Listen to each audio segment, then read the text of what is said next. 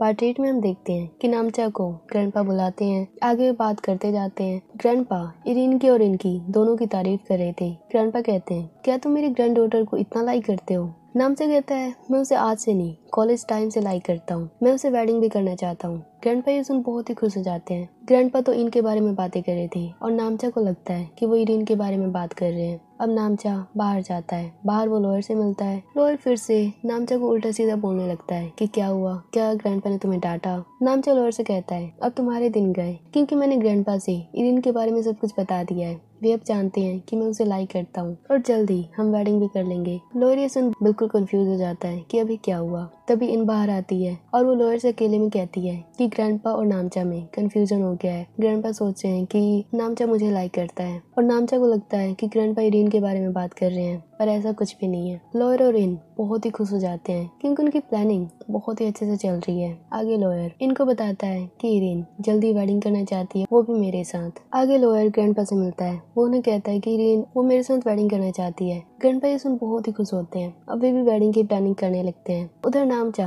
बार बार Irene को call करता है। वो बहुत ही खुश था कि ग्रैंडपा उन दोनों के लिए मान चुके हैं, पर इरीन उसका कॉल नहीं उठाती। इरीन इनसे भी मिलती है। इन बहुत ही खुश थी। वो नामचा के बारे में और अपने बारे में बहुत सी बातें कर रही थी। इरीन थोड़ी सी जेलस थी। अब लॉयर रोज इरीन को ड्रॉप करता, उसे पिक करता और इरीन होटल में रह रही थी ताकि नामचा को अवॉइड कर सके। नामचा रोज उसके अपार्टमेंट के पास उसका वेट करता, पर इरीन तो वहाँ आती ही नहीं थी। अब ऐसे कई दिन बीत जाते हैं। इरीन अब सोचती कि शायद नामचा उसके घर पे बाहर वेट नहीं करता होगा। अब एक दिन जैसे ही वो अपने अपार्टमेंट में जाती है, वो देखते कि नामचा उसका वेट कर रहा है। वो उसे फिर से अवॉइड करने की कोशिश करती है, पर नामचा बार बार उसके पास जाता है। उसे कहता है कि मैं तुम्हारे ग्रैंडपा से मिल चुका हूँ, उन्हें हमारे बारे में पता चल चुका है। इरीन ये जान बिल्कुल हैरान थी। इरीन के हाथ में एक गिफ्ट भी था जो लॉयर ने दिया था। नामचा ये देख बहुत ही जेलस था। वो कहता है, ये रिंग ओनर जो लॉयर है, तुम उसे इतना लाइक करती हो कि मुझे अवॉइड कर रही हो, मैंने कौन सी गलती की है? इरीन उसे बार बार जाने को कहती है, पर नामचा उसे बार बार कहता है कि मुझे तुमसे बात करनी है। अब वो टॉयलेट जाने का बहाना बनाता है और इरीन को उसे घर में लाना पड़ता है। इरीन से वो बार बार पूछता है कि बताओ तुम मुझसे गुस्सा क्यों थी, तुम इतने दिन बाहर क्यों रह रही थी? तभी जोर से बिजली कड़कती है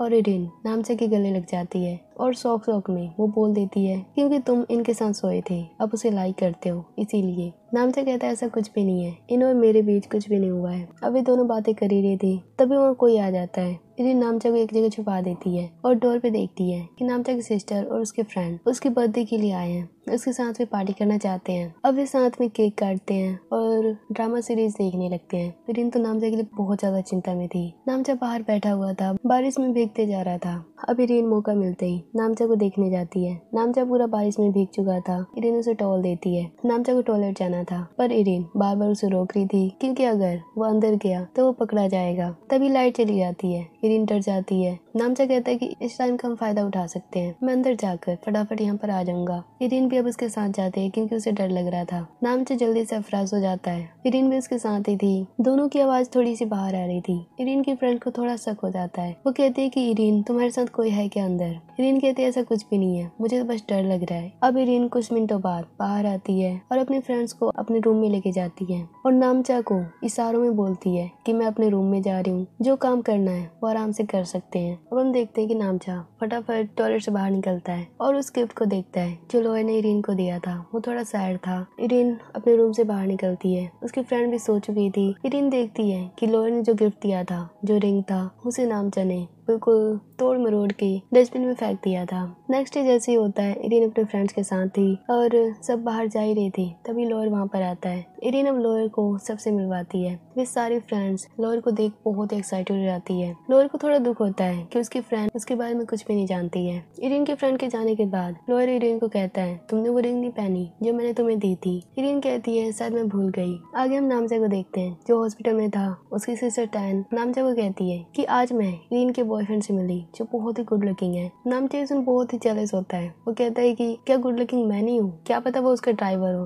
पर टैन लॉयर की बहुत तारीफ करती है। वो कहती है कि भले ही लॉयर पुराने जमाने जैसा है, वो इरीन के लिए बहुत धीरे धीरे आगे बढ़ रहा है, पर वो बहुत ही स्मार्ट है। नामचा सुनकर बहुत ही गुस्से में आ जाता है। वो कहता है कि वो तो बिल्कुल टर्टल जैसा है, पर मैं एक रैबिट हूँ, टर्टल मेरे आगे कुछ भी नहीं है। अब हम देखते हैं हॉस्पिटल में दो एनिमल्स ट्रीटमेंट के लिए आते हैं, एक रैबिट और एक टर्टल। नामचा खास अपने सिस्टर को कहता है कि इनका इलाज मैं खुद करूंगा। उधर इरीन अपनी फ्रेंड से बात करती है, वे सब उसे लंच पे बुला रहे थे। आगे नामचा को उसकी सिस्टर कहती है कि आज बहुत ही एक्साइटिंग डे होने वाला है, क्योंकि आज इरीन अपने सारे फ्रेंड से लोरी को मिलाने वाली है अपने बॉयफ्रेंड के रूप में। नामचा बिल्कुल शौक था, वो बिल्कुल हैरान था कि वो क्या करे। अब आगे क्या होगा नेक्स्ट पार्ट में देखेंगे।